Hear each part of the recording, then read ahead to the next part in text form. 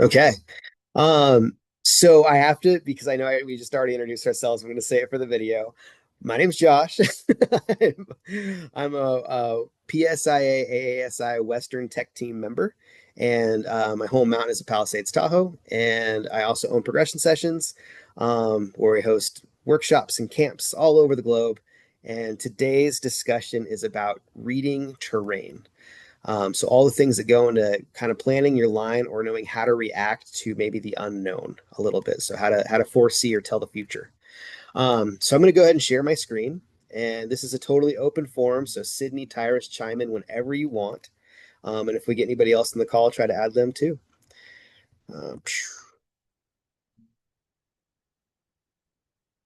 So here we go. You probably don't want to see my Google thing or my Zoom thing. So I'm going to go to my actual thing here. So can you guys see this worksheet okay? Or see this picture okay? So where I decided to start today was I decided to start from, and you guys can unmute yourselves. We can chat through this. Like, let's make this a conversation, please. Okay. um, so I started to start with just like this big image, like this kind of hit me like north facing versus south facing, right? And when it comes to like what most mountains are north facing mountains. This picture is a picture of Tahoe, and that's the north, or that's the actual South Lake, but the South Lake mountains face north, and the picture is taken from Northwood Lake looking south. And so you can really see the difference in the picture here between the super green trees and the super white mountains on the other side. And I thought it really highlighted, um, kind of what the effect of sun is on snow. Now, the one of the key things here for people that might not already know this is like the sun aspect doesn't change the amount of snow that falls. When snow's falling, it's coming out of a cloud. It's usually dark because of the cloud, or and it's cold, and so it's not going to affect what snow actually hits the ground. It just affects what happens as soon as those clouds leave, or even if those clouds start to thin out and the snow stops falling. So if we think about aspects that are good, so north facing, so when an aspect faces true north, that's the coldest, best aspect for maintaining snow. And the reason is because the sun in the northern hemisphere winter is in the south. So essentially, I mean, I know we rotate around the sun, but the shining light is predominantly in the southern hemisphere, and so it's not only so it's coming from the south, so it's hitting the northern hemisphere at an angle, and that angle means that if it's shining up at us, it's not directly on any north faces. You're getting ambient light on the north faces, but you're not getting direct sunlight at it or down at it at all. So that's the best thing. So no sunlight means cold, and cold means soft, usually, if it hasn't rained. Um, Northeast facing aspects. So northeast facing, that's where we start to get. We still have the good stuff of the being north facing, but we get a little bit of the morning sun. So that gets a slight softening in the morning, which is nice, without the snow really going bad. And so if I think of the best riding, it says north facing's overall the best, but if it's a sunny day, I'm probably going to look for a northeast facing aspect. That's going to be my favorite in the morning. Northwest facing can be protected and dark in the morning because it doesn't get a lot of sun in the morning, but in the afternoon, when the sun is its warmest, when it has its biggest effect, because the days had the whole day to heat up, and now the sun's shining to the from the west or going to set, it'll have a pretty fast effect on the snow. So it might start out really good, but if you just had a storm, but by the afternoon, northwest aspect can start to change. Straight up east facing, that's okay. But it means it's going to get all the morning sun and it's going to get really cold in the afternoon. West facing, all the afternoon sun, really cold in the morning. Um, so it could make it soften up in the afternoon. So if you're trying to chase soft turns, you might be looking east facing slopes in the morning and then going to west facing slopes in the afternoon. And then south facing is kind of our worst for snow preservation. So that goes back up to this image right here. So we can see north facing, south facing, no snow, lots of snow. And so south facing doesn't really help us keep snow. But the good thing is if say everything is super icy and it had a chance to rain and then freeze, and the south facing slopes do have snow, that might be your best place to go to for the once the sun has had a chance to soften up the surface. So that was my big thing right here on aspects. And like I said, I'm sure you guys are probably pros at aspects, but anything that you would add to that? Sydney, Tyrus, anything? I just like going over that, honestly, especially at the beginning of the season. The way that a lot of our runs and stuff at Kirkwood especially face this like early season. We go through a lot of freeze thaw, um, depending on snow conditions too, and then the sun going behind our ridge. And this helps me like to remind myself that that's going to happen at the end of my day. Yeah. So then to pull back on some of that because all of a sudden, like we might have had a really nice day. It might have been really, really fun. Corduroy was good in the morning. Oh no, we're hitting 2:30, sun's behind the ridge, everything's firming up. Yeah. Yeah. And you guys face Kirkwood predominantly faces northeast, right? Yeah, Because it's not true north. I think, or is it north? Yeah, because you drive into the valley and it kind of curls around. And so, like, the main face of it would be sort of north northeast.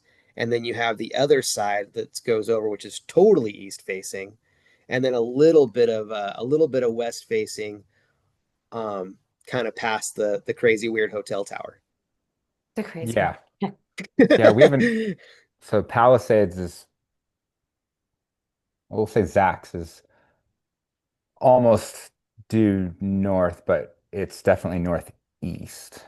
Sentinel Bowl is like due north, and then yeah. So yeah, have like most of it's north facing except for the backside, which you pointed out.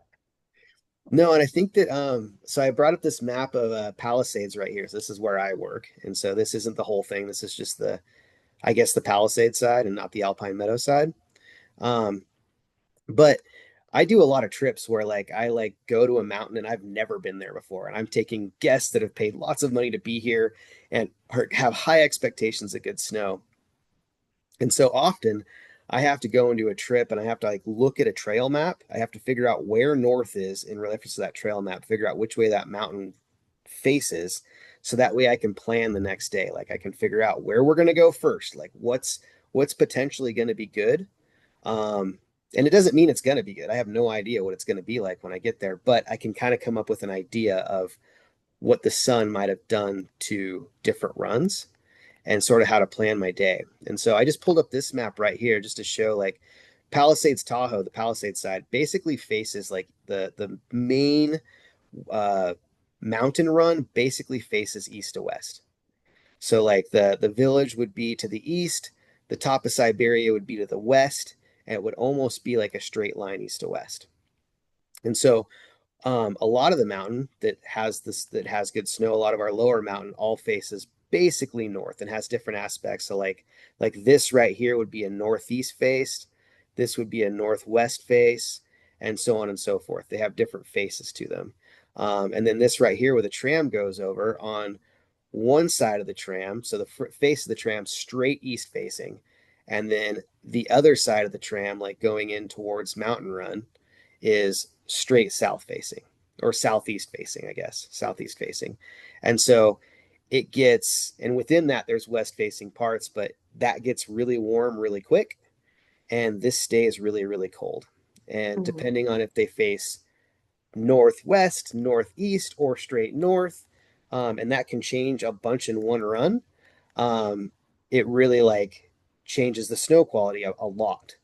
Um, and so this is a pretty complex map, but it's a place where I go. I put it up here in case anybody had any questions about runs. I could point them out to it. Um, but yeah, for me, when I go to places that I don't know, I start with a trail map and I try to figure out where north is, and I go from there and I plan my day. What do you guys? Anything to share about that? Yeah, I have 2 points. One, a point of clarification. Like so many ski resorts in the world, we have an area at Kirkwood we call Palisades. So when I talk about Palisades, typically I'm not Yeah. talking about No, um I know okay. on your. I just realized how ambiguous what I said earlier was. An interesting, I don't know if I'd call it a caveat or rather just something to think about is that in addition to aspect, weather. an area is sheltered by, say, a gigantic cliff or a Hmm. sort of cirque that wraps around can have a huge impact. So when I think of like the Fountain of Youth, where people will often go for their early summer pond skimming, Yeah. that's there. It's east. That's east facing, but there's this the crest is right above it. There's this Hmm. huge wall. So when the sun is at its sort of most powerful, it's already that area is shielded. And then additionally, there's a wrapping around of terrain to the south. And there's, the Sierra sort of, as it runs north to south, it repeats sort of Yeah, these kind of features. shapes, these bowl Yeah, shapes, these crests that run east to west, and it just repeats it and repeats it and repeats it, and it'll kind of have these box canyons. So you'll go up box canyon crest here, and then like a wrap around. And I actually have, I love that you said it because I have an image of that, exactly what you're talking about. I have it on here because it is awesome. such a defined feature. Yeah.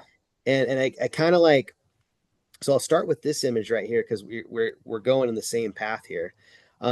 This was just a quick little image. This is a picture of Silverado. And so this is the chutes on Silverado. Silverado doesn't open very often at Palisades, Tahoe, but when it does,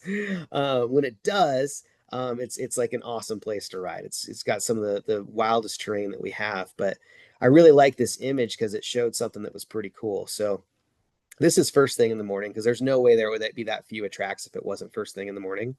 Um, Silverado faces east predominantly, so like that face is mostly east. Those chutes are, but if you look at it, we can see all the north facing aspects within the general east facing aspect, right? So right here, I can see this north facing aspect. Over here in the trees, that's all north facing, and even within the chute right here, there's north facing aspects. And so if I was to ride this and say I was to ride it later in the day, I might choose to ride the side of that chute versus try to ride the middle or try to ride the other wall because it's a good indication that this snow that's in the shade right now is going to maintain some softness. If I can get into it, that little patch is going to potentially maintain some softness.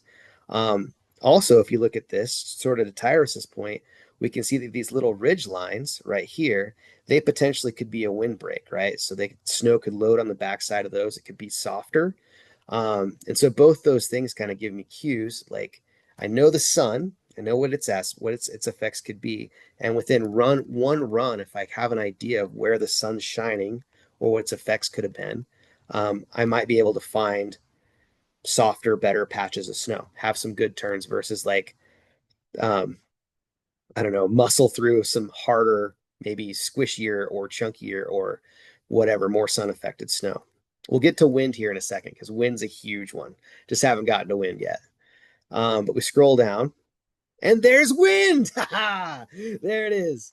And in the Sierras, in Tyrus and Sydney, I'd love for you guys to have your local knowledge on this one too. But in the Sierras, predominantly the wind will come from the west to the east, or sometimes from the southwest to the northeast. And so it's coming from the southwest, kind of the way storms wrap around. Um, and this is a picture of that exactly happening. This is the top of our Siberia lift. That's the ridge. The wind is nuking on the backside from the southwest, so it's heading to the east. And it's just taking all the snow from this side of the hill and blowing it into this bowl. And it's awesome. It's awesome. So when that happens, granted, we get a lot of traffic there, but if there's no traffic or it happens overnight, sometimes you can show up in the morning and a slope that was covered in moguls can be flat, can be flat.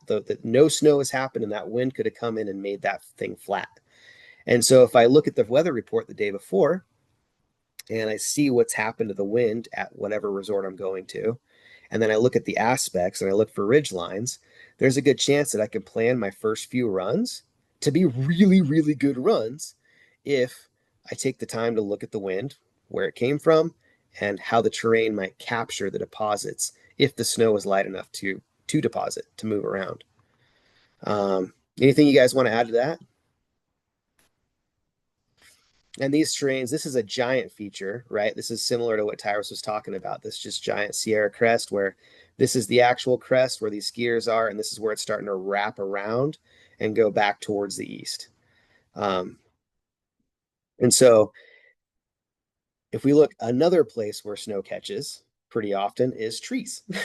So, um, this was actually somebody riding trees in obviously the shade a little bit. So it might not be sun affected, might be not too much of a big deal right now. But when it's really, really windy, the trees tend to hold and capture snow in the trees. It doesn't blow away because the trees create a windbreak. And also, if it's like just after a storm and when our Sierra sun, so our California sun, sorry, wrong Juan, not Boston sun, California sun, comes out, um, it tends to heat up the surface of the heat up the snow really, really quick. And if we can get into the trees in that moment, we might get an extra hour or hour and a half before the sun starts to heat up the trees and the trees start to drop water on the snow below. But there's this kind of moment where the trees themselves can be a great place for good snow to hide. Um, and I think we kind of know that, but maybe we kind of we might forget about it. Like the little stand of trees that's like right in the middle of plain sight and everything else is tracked up and crappy. And that little patch of trees might have four or five turns that are just awesome. Um, I love this image right here. I picked this one out. So this is a skier riding yesterday's ski tracks. And I love this. So we talk about the effects of wind, right? So wind can load, trees can protect from wind so it can stay soft. And then right here, here's where the snow's blown away. And I love this because I see this on the mountain. Frequently we get like an east wind. So we get a wind that comes not from the ocean, but from inland, and it'll blow up the mountain. And where everybody skied the day before, snowboarded the day before, they've compacted the fresh snow. So they squished it down so it retains it's got some hold. And all the soft snow around the tracks is blown somewhere else. And so I can see this and like, okay, we got an east wind. And so these tracks are actually elevated. They were in the ground and lower than the general profile of the snow. And now today they're elevated because all the snow that was next to them is blown elsewhere. And this can be a real bummer. Like I can show up in the morning and be like, oh man, what a bummer. I'm seeing the snow's been blowing around. It sucks. This slope's going to suck. But it's also an indication like, okay, well, that snow had to blow somewhere. It had to go somewhere. And sometimes I can find, that Instagram shot. Not that I do that, but I can find it for somebody who does. Like, here's their one big bow turn on a cold, east facing, windy day. Um, I can still usually find that. And this is a good indication like, okay, there's no snow here. Well, this might be a horizon line. And if I can get a dip on the other side of that horizon line, that might be loaded with snow. And it might just be a little fan, just a little fan of snow before the run rises again that I might be able to work all the way down. So this can actually be a pretty good sign. Um, And the last thing I want to say about when it comes to weather, and we could keep going, but when it comes to weather and snow conditions, rain days. Um, I love this rain day. We usually tend to like, as riders, we tend to shy away from rain days, just because you get soaked, you get cold, whatever reason it is. But if you're from the Northwest, you never shy away from a rain day, or you'll never go snowboarding. But here we tend to. And to me, that's kind of a bummer because one of the fun things about rain is if you can stay bundled up enough to make it through a few hours of good times on snow, it's like the great equalizer. So like if if everything is all different, like you have hard snow here and soft snow here and whatever icy snow somewhere else, like when it rains, all of a sudden everything becomes the same or has a chance to become the same. And that predictability and that softer predictability can really be a super fun time. The only challenges are if you can get enough speed because it's too sticky or whatever. But I don't know. I've had some of my best snowboarding days in the rain because the snow is so predictable, especially in the park. I've had some of my absolute best days in the park because it's predictable. And as long as I can move, it's pretty fun. I don't know. Anything you guys have to add about any of this weather stuff, wind, rain, collection, anything that's like blaring in your mind? I love wind buff. Like it. There have been many a Kirkwood day where you'll go like even up the wall and just trying to get down the first bit. You're like, oh, what is there for me today up here? Like this is just bare bones. Oh boy. You see people lose an edge up there. Um, but then you find the wind buff if you're on the right aspect, depending on the way the wind came in. And there are some really good pockets out there.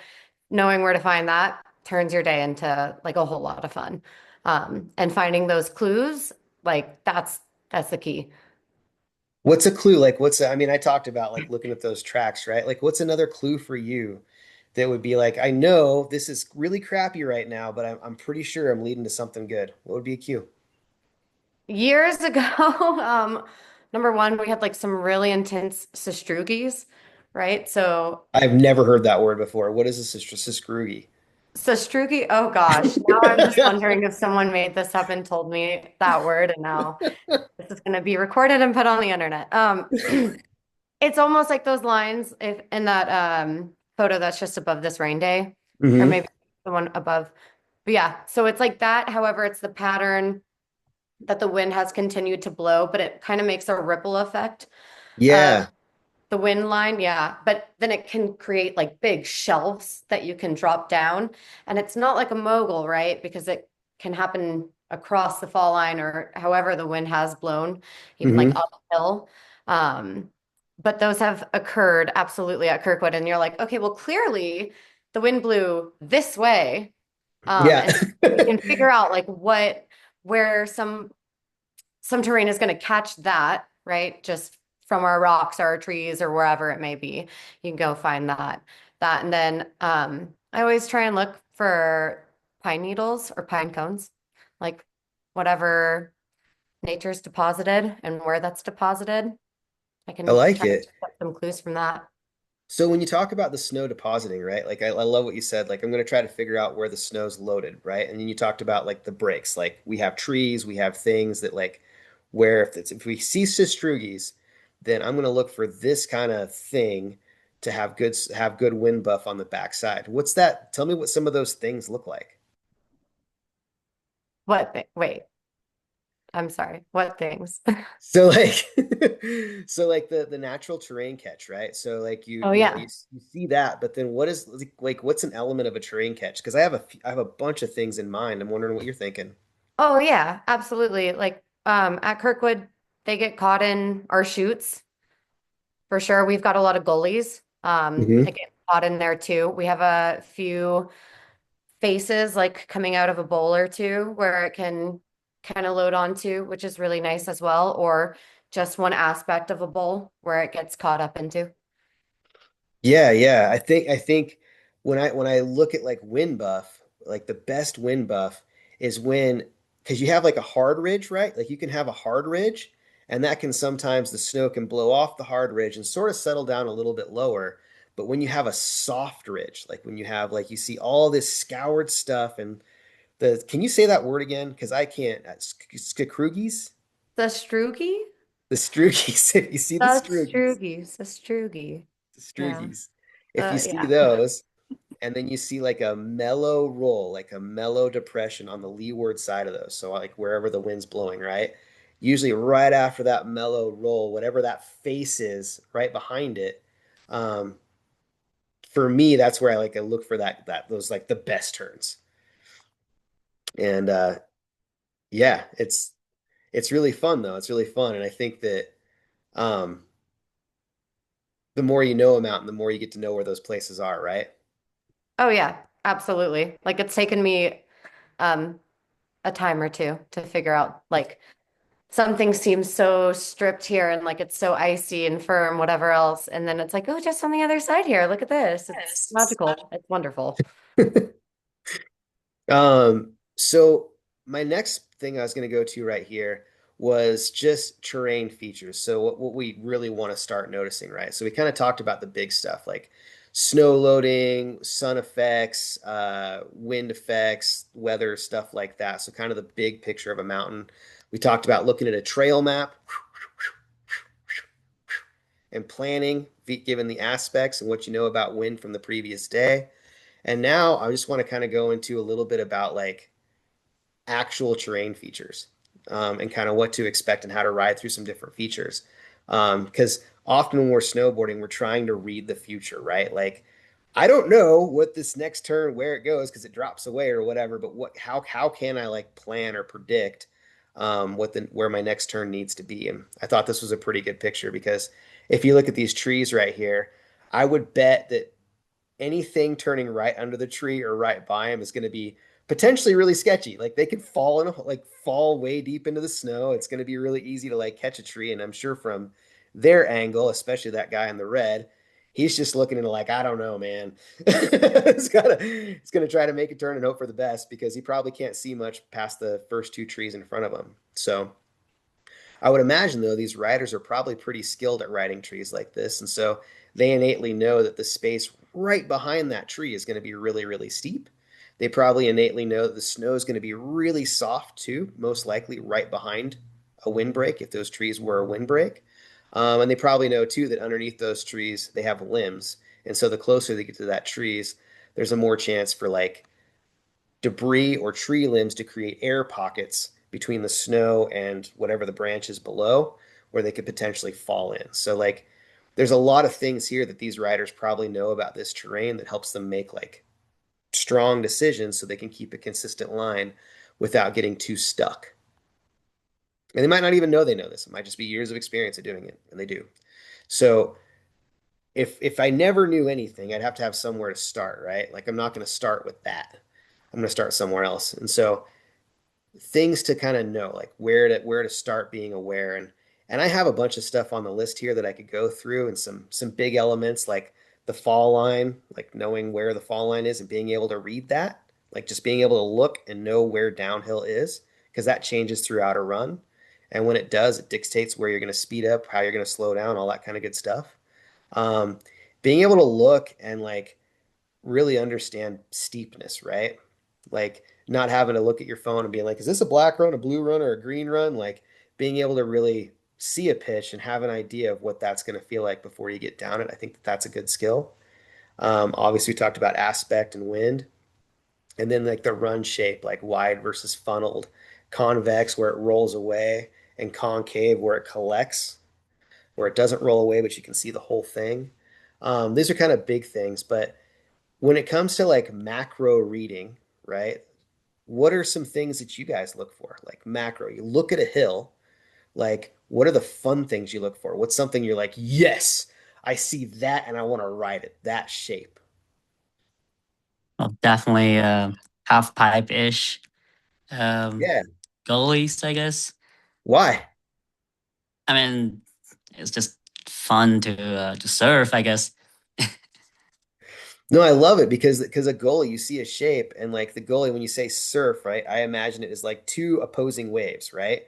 And you get to Yeah, like make a turn on a wave, make a turn on a wave, exactly. make a turn on a Yeah, wave, and then it pushes you, always pushes you back to the center, right? yeah, and and you look for goalies because you know what the output's going to be and you know you like it, right? yeah, yeah. And And for so, that, I would look for something that's softer. Well, that's not softer, actually. It's actually firmer, um, so that I get better grip on the walls, I guess. oh, cool, cool. I like Yeah. it. I like it. Yeah, yeah. Um, what's another terrain element? Anybody else? Another terrain element that you love to look for and why? Yeah, What? Sorry, interrupt here. yeah, For the pillows, I like to try and write some pillows, but very spectacle to write them because like a lot of time you like have to well guess that how much of the snow is behind it, so it was safe landing, and do I have enough of the speed to to keep riding on to the next one to keep dropping or I gonna stump and stop over there. yeah, yeah. That is very, very, very like the so far is like the most excite me to try to run the pedal, but also scares me to dropping. Well, so when it comes to riding those pillows, right? Like, because sometimes you can see like a pillow line from below, right? Like, so you can get below it, you can see up it, and then you can go to the top of it and try to like find visual markers, right? Like you can see like, okay, I remember from below there was this tree in the middle and now I'm above it and I still see that tree. So that's my line of sight. Like I got an idea of like maybe what might exist. You can take a picture on your phone, but when it comes to actually writing it, you said some cool things like it's fun, but it's super scary if I can make it through the whole thing without getting stuck or stopped. Like when it comes to pillows, what's like a tactic you use to like get through that? You know, you're at the top and you've got to react to these pillows, the unforeseen, right? You're going to drop off something and you're going to land on something else and you don't know how far or how snowy that is. What do you do to kind of prepare yourself for it? Just send it. Okay, okay, okay. No, no. I mean, for me, the most tricky part right now is the like, let's say I can see two or three jobs over there, but Hmm. definitely there's a lot of time I have to when I standing on top of that, I will not be able to see it, and then I have to guess how much speed do I need to keep myself rolling, and also I should not be too fast that I will overshoot. That is Yeah. like two different scenarios. Like I will like really hesitate when I standing on top of that. Then then at the end it's just fuck it. Then just send it. No, I like it. I like it because you're totally right. Like you look down at it and you have to finally make this judgment call of how fast you're going to go. And I think for me, like the big things when I write a pillow line, if I'm looking at something like that and I don't know what the next drops is going to be, something I try to do is I try to be for one straight, right? I try to make sure that I'm facing straight downhill. I don't want to land sideways and take that compression Okay. sideways. And I also try to land or try to go off. So when I land with my tail in the snow and able to absorb over my back leg first rather than my whole board. That's something that I do when I go down a pillow line. And then I try to make sure that I have an idea of where it's going to go. Like, is it 30, is it 300 pillows or is it three? Like, I want to know that part. But I like it. I don't know, Tyrus, is there anything in terms of terrain, big terrain, little terrain, anything that you think is like that just fires you up? We ride a lot of gullies at Kirkwood, I suppose. Yeah, just looking where the snow blew in rather than got blown away. I think one of the most valuable things about spending a lot of time at a ski area that with chairlifts is you're often in the air in a chairlift and you can look out, like at Kirkwood, you can look out at this sort of repeating gullies, say out into Hmm. Waggle. And so you can see, you know where the wind's coming from, and you can get a sense of where some of these, say with an east wind, where some of these ribbons of snow are. And then you can take that knowledge with you when you go other places. Another another way that snow gets caught that I'm not sure how much we hit on this yet. It was like you'll have a line of trees like quite often on the side of a groomed run, maybe. Hmm. Or just anywhere you have like say you have a slide path, right? No trees because they don't get to live very long. And then you have the trees. If here you might have just a really windy day when the wind's coming out of the prevailing direction. So maybe it's like coming out of the southwest. But those trees are gonna like break up that wind and drop a lot of snow along the edge. So I guess that's another thing I look for is where do I get a change from open to closed, where maybe some of the snow that was otherwise going to be taken away is going to get dropped. Yeah, I like that. I like that. Yeah, yeah. Um, I think that in general, when it comes for me, when I look for fun terrain, I can think about good soft snow. Um, but I also I like the like kind of like you're saying, I like the changes, right? Like I do really enjoy like maybe a firmer snow into a softer snow or like having transitions in snow while I'm riding, you know? I think that that's pretty fun. And one of my favorite things. So we talked about gullies and depressions, and we talked a lot bit about knolls, right? So knolls, you get to get kind of light and you get kind of heavy down at the bottom. But um, one of the things that I really enjoy, and a lot of people don't, but I really enjoy, is compression zones. So like coming off of at Palisades Tahoe, the KT lift, there's a cat track that kind of like meanders down near the second third of it, or the last third of it. And when I get to come out of that steep run, whatever I'm doing, and come down and see that compression zone where it goes from like downhill to cat track, right? And it goes downhill to cat track. And that immediate change, like to me, I used to read those things all wrong. I would see that and be like, oh gosh, I got to stop way before it, go super slow into it so I don't blow my knees into my teeth. And now I'm really excited about like that move where I go down cat track or down slope right into a cat track and trying to press or pressure through that compression zone. So instead of coming in sideways and trying to absorb it and ending up on my butt or being pushed back into the hill or worse to my knees, I try to ride through it and push my board down as I hit the compression zone. So I'm shot across the groomer. And that to me is, as far as like a micro element of terrain, that to me is like something that just has been lighting my fire. I love doing it. It also like gives me a reason to go to the gym and be strong. But but yeah. And of course the trees. Of course the trees. Love riding trees. And I kind of want to hit this. This is as far as I got with my preparation. So this is just where it ends. I don't have like any big finish or anything. But I was thinking about like these two things, the last things I wrote. So one was compression zones, like having to do something when it happens. So when there's a change in terrain that goes from down to flat or down to up, like you have to do something with that. And usually going sideways in anything, if it's skis and trying to be sideways in that moment, or a snowboard and trying to be sideways in that moment, isn't the time you want to be sideways. And so I kind of want to put a stamp on that one to share in this video. Like if we think about something that goes down and then it comes right back up or goes down to flat, that's a place where we have to be strong with our equipment pointed straight, or at least be ready to absorb directly over our feet. Um, Another one that I really wanted to hit too, because I teach this all the time, is tree riding. This is like this, and we talked about it in our call. It's where some of the best snow lives, is in the trees or near the trees. Some of the best riding can happen in the trees. And ride with a lot of people that get in the trees and they just get like overwhelmed with what is it? What's that? Tyrus, you probably know.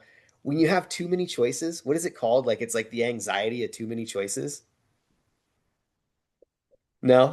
I don't know. Sorry. FOMO. Do you know Zishan? Do you know? Uh, I think it's afraid of the what's that?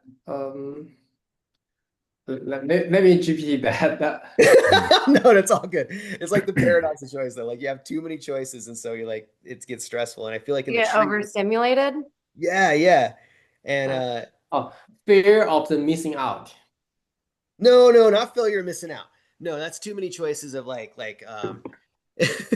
I'm thinking of like when you have anyways, riding trees. I'm gonna go back to trees. We'll get away from this one, but back to trees. Often I ride with people and we get in trees and they're looking around. There's like, where do I turn? I could turn over to the right. I could turn over here. I can't turn there. It doesn't look like I can turn there. And so it seems like it can be really overwhelming.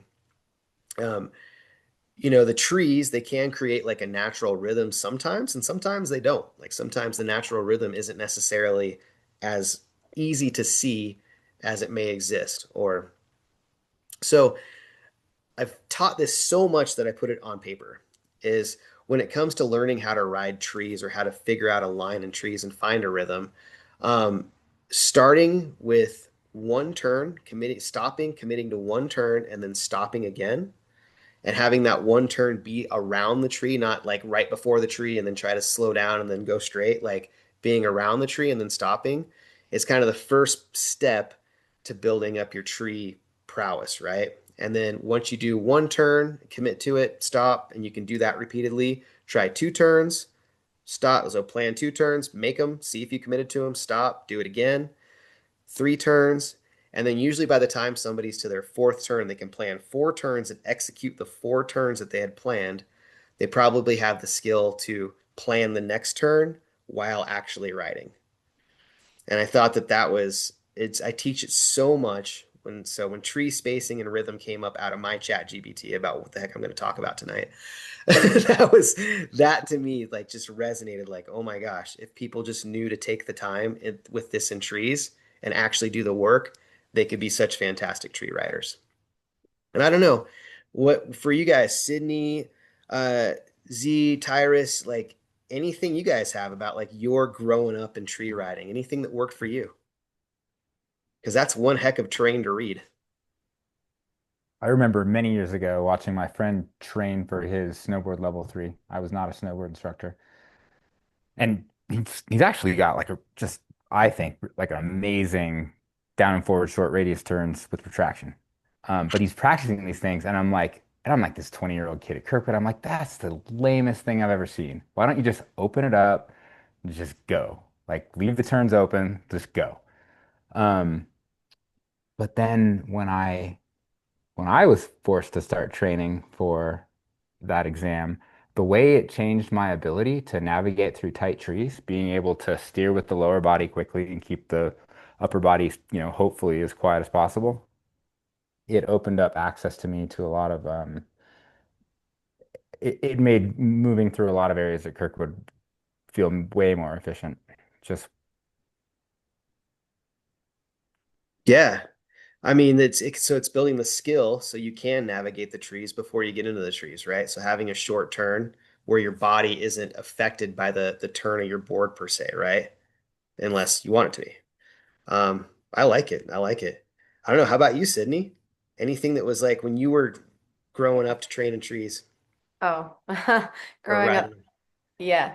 Um, Something I think that came before I started riding trees was I wanted to really get into park riding. And then I ended up, you know. But one thing that I was told whenever I was riding park was like, look towards the end of your feature that you're at and then get on and get off of it as quick as you can type thing. But I translated that into the trees because I was nervous whenever I started like trying to tiptoe into the trees and thinking about, well, what if I hit it? I'm gonna hit that tree over there and then the next one that's over there, right? Two turns Yeah, away. yeah. But then focusing on my path, like my flow zone where I do want to go. And so I took what advice was given to me about like, look where you're gonna land, like when you get off of a box or a rail. And I was like, okay, well, look where I want to go as I go through the trees instead of look what I think I'm gonna run into. So that really helped the mentality. And then of course, like dialing in the type of turn that you want to take into the trees, things of that ability.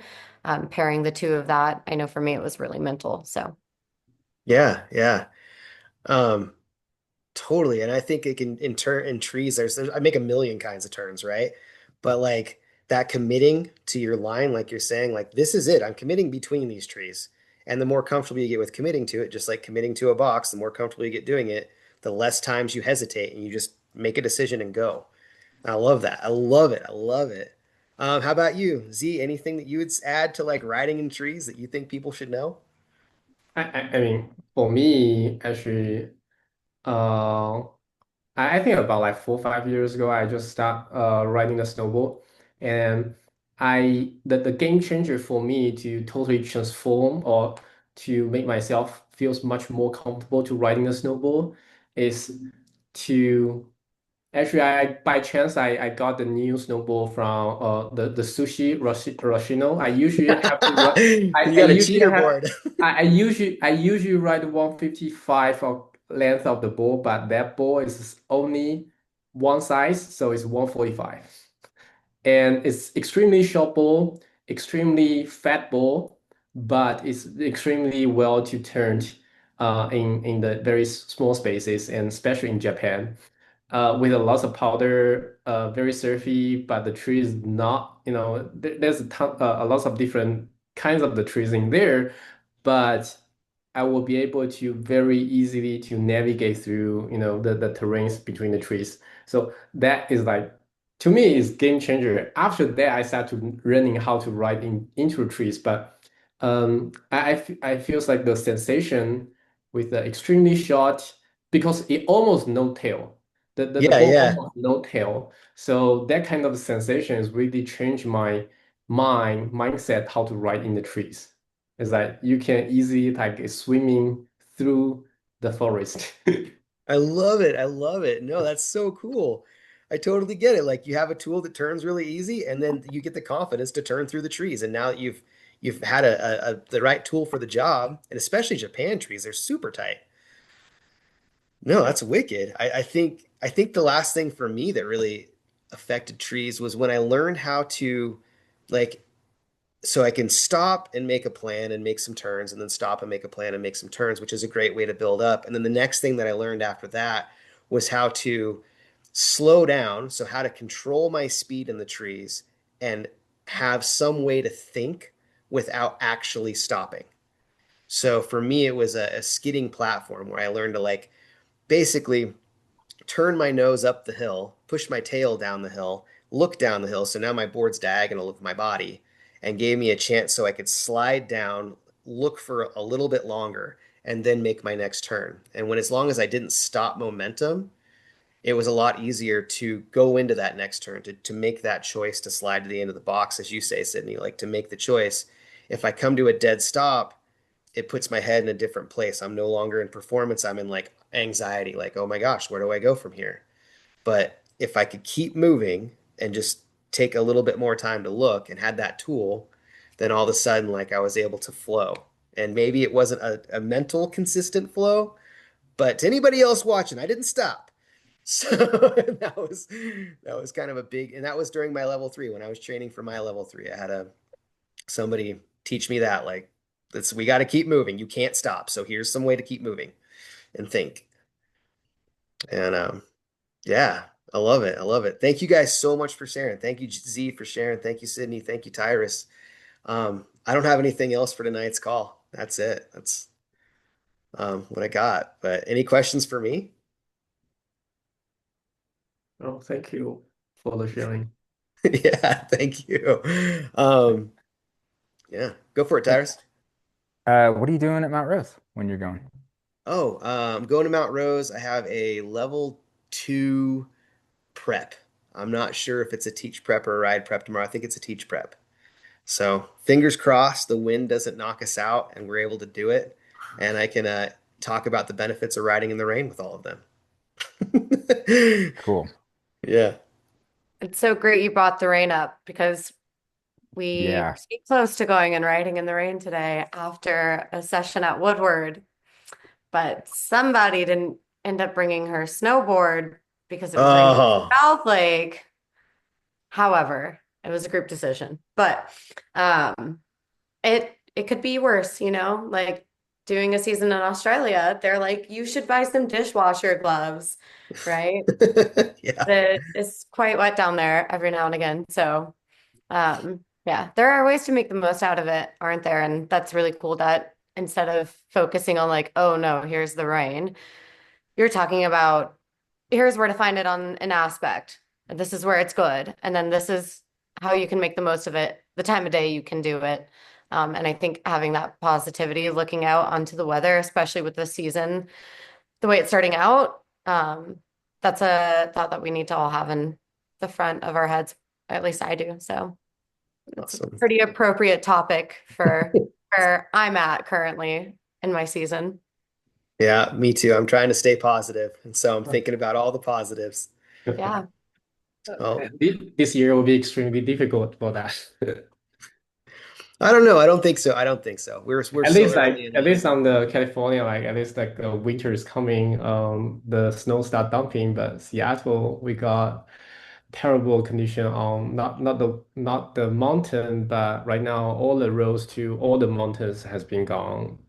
Oh yeah, that is rough. Yeah. Yeah, Yeah. that's the biggest.